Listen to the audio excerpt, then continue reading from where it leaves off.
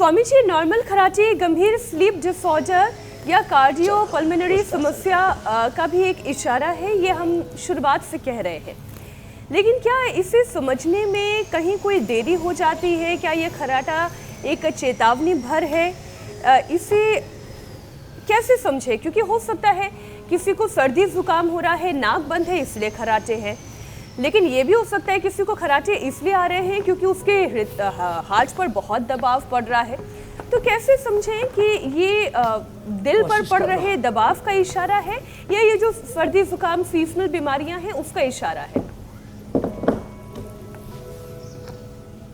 Seasonal बीमारियों से भी खर्राटे आते हैं, लेकिन जब बिना मौसम चेंज के भी दौड़ने में या सीढ़ियाँ चढ़ने में सांस फूलने लगे, अचानक घबराहट होती है, दिल की धड़कनें बढ़ जाती हैं और ज़्यादा थोड़ा बहुत तो श्वास यदि दौड़ने का अभ्यास नहीं तो सभी का फूलता। जैसे हमारा तो सांस इसलिए नहीं फूलता क्योंकि हम तो रोज़ रनिंग करते हैं। अब देखो, सुबह सुबह एक बार कोई रनिंग कर लेना तो ये सांस फूलने वाली दिक्कत, ये हार्ट की दिक्कत, ये खर्राटे पराटे, ये सब ऐसे ही दूर रहते हैं। इसलिए एक दो अच्छी आदतें डाल लें। सुबह उठ करके तेज़ी से चलना, और भाई देखो, मैं तो चलने का नहीं, मैं तो दौड़ने का समर्थक हूँ, रनिंग का। तो चलो, अर्धहलासन, पादवृत्तासन, द्विचक्रिकासन भी करो। मोटे लोगों को खर्राटे बहुत आते हैं।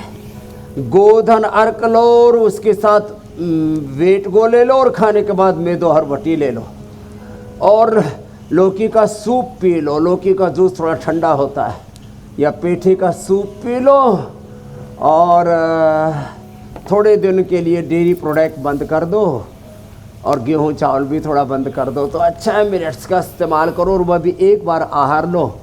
शाम को 7 बजे के बाद खाना मत खाओ।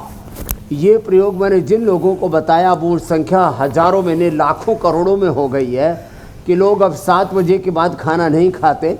मैं पिछले दिनों कुरुक्षेत्र में गया तो वहाँ के एक बहुत ही प्रसिद्ध व्यक्ति, पूर्व मंत्री भी हैं, सुधा जी, सुभाष सुधा जी, बोले स्वामी जी 16 किलो वेट कम हो गया, बस 6:30 बजे के बाद हमारे घर का चूल्हा नहीं जलता है और दोपहर का भोजन 12 बजे के आसपास, 10 से 12 के बीच में सब खा लेते हैं। शाम को 6:30 तक सब खाना खा लेते हैं। 7 बजे के बाद किसी के मुंह में एक दाना भी नहीं जाता, उसी से वेट कम हो गया। प्रियंका का तो मैंने बताया था अभी, ये तो बिटिया 7 दिनों में 7 किलो वज़न कम कर लिया। फिर एक बिटिया और है यहाँ पर, बोले बाबा जी पूरे शरीर में वाटर टेंशन था, आपने बताया निर्जला उपवास करो, तो ये ओबेसिटी के कारण से भी खर्राटे आते हैं। तो ओबेसिटी के लिए अश्वगंधा के पत्ते और ये फलोपवास, जलोपवास, रसोपवास, निर्जला उपवास, मेदहर, वेट गो और गोधन अर्क का प्रयोग तो ओबेसिटी के लिए, कोलेस्ट्रॉल के लिए, पायस फिशर फिस्टुला के लिए, कैंसर के लिए, स्किन प्रॉब्लम में उसको कायाकल्प और नीम के साथ दे देते हैं। और सिस्ट में एक बहन यहीं पर बैठी हुई है, उन्होंने अपनी सिस्ट अच्छी कर ली है। लो, तो ये 3 अभ्यास और लेट करके और 2 अभ्यास बैठ करके। देवीलाल जी ने तो यूरिनरी ब्लड का कैंसर, आदित्य नारायण जी ने हार्ट का ब्लॉकेज। अच्छा स्वामी जी, वो छाती में गांठ किसको थी? मैं कह रही हूँ दर्शकों की भारी डिमांड पर अब पसीना बहाने का वक्त आ गया है। छाती की गांठ देना बेटा।